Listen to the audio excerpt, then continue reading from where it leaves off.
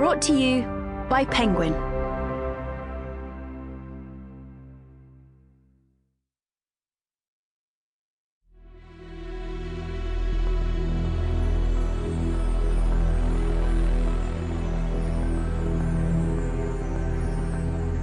Fool Me Once by Harlan Coben. Performed by January LaVoy.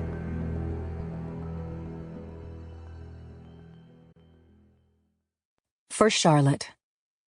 Doesn't matter how old you get, you're still my little girl. Chapter 1.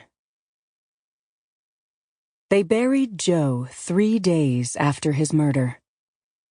Maya wore black as befitted a grieving widow.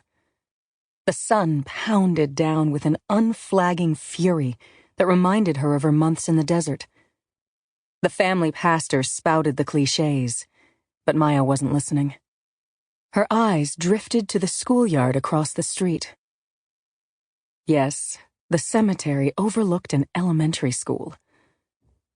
Maya had driven past here countless times, the graveyard on the left, the elementary school on her right, and yet the strangeness, if not obscenity, of the placement had never really registered with her before.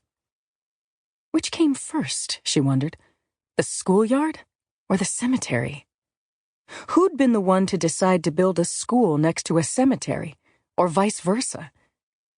Did it even matter, this life-ending and life-beginning juxtaposition, or was it, in fact, somewhat poignant? Death is so close, always, a breath away, so perhaps it was wise to introduce children to that concept at an early age. Maya filled her head with inanities like this as she watched Joe's casket disappear into the earth. Distract herself. That was the key. Get through it. The black dress itched. Over the past decade, Maya had been to 100+ funerals, but this was the first time she'd been obligated to wear black. She hated it. To her right, Joe's immediate family, his mother, Judith, his brother, Neil, his sister, Caroline, wilted from the combination of high temperatures and deep sorrow. To her left, getting antsy and starting to use Maya's arm as a rope swing, was her and Joe's 2-year-old daughter, Lily. The parenting cliché states that children do not come with instruction manuals. That never seemed more true than today. What, Maya had wondered, was the proper etiquette for a situation like this? Do you leave your 2-year-old daughter at home?